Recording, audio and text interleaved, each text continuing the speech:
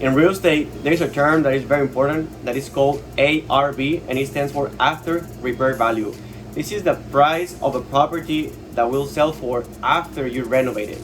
And many people don't know this, but they'll buy a property, they over renovate and try to sell it for lots of money, right? And sometimes they either break even, lose money, or they stay on the market for days, weeks, or months. The point of this is that things do not sell for what we think they sell, or what we want to sell for, or what we spend on it. Things sell for what buyers are willing to pay. So let's say an iPhone, people are willing to pay $1,000 for it. That's what it's worth, $1,000, right? But it doesn't matter if you spend $2,000 building an iPhone. If people don't want to pay more than $500, that's where you're gonna get, $500.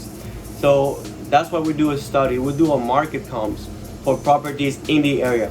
So how do we do this? Let's say you find a property that sells for $100,000, okay? And then you bring your contractors and they estimate to do $30,000, $40,000 in renovation. Now you want to find out how much it's going to be worth after you renovate it. Then you do a market analysis by very similar properties in the area. So how do you do this? You don't want to go on a too far radius. You want to stay maybe within half a mile, maybe within the same neighborhood, residential neighborhood, right? Maybe same area if possible. Also, if your property it's 3 bedrooms, 2 baths, and a 2-car garage, you want to stay with something similar. If you don't find anything, you might need to expand your search.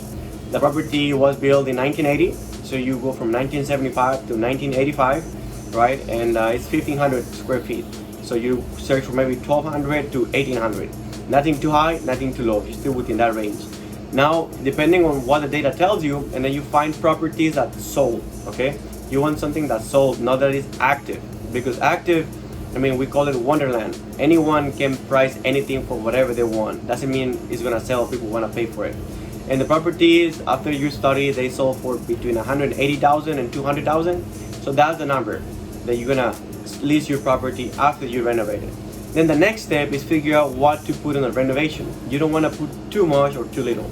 So you look at these properties and let's say they have some granite countertops, they have some travertine flooring, they have some carpet in the bedrooms. So that's what you're gonna add in the property. A big mistake is when people over renovate the properties.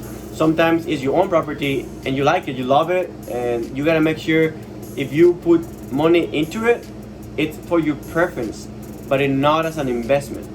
Don't put money on a property expecting to get everything back without doing a study, doing an analysis, right? Sometimes we add an extra bedroom into our house, we put fancier flooring, we put a pool, but none of the properties in the neighborhood have pools, they have less bedrooms, so you're not gonna get your money back, okay? Then after you get all this data, you put what's in on the findings into your investment home. Now, if you put less than that, obviously you're gonna get less than 180,000, right?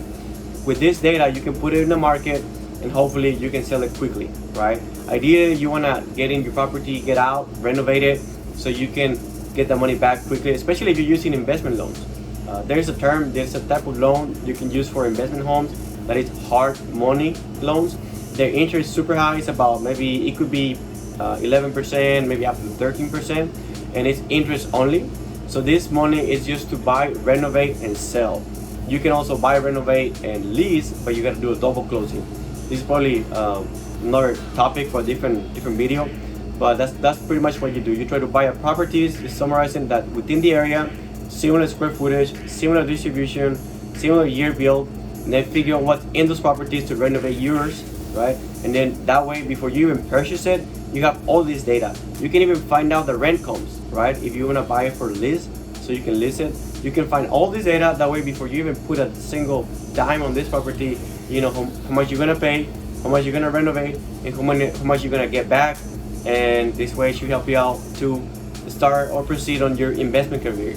If you have any questions, any other tips or comments, feel free to let me know. All right, good luck.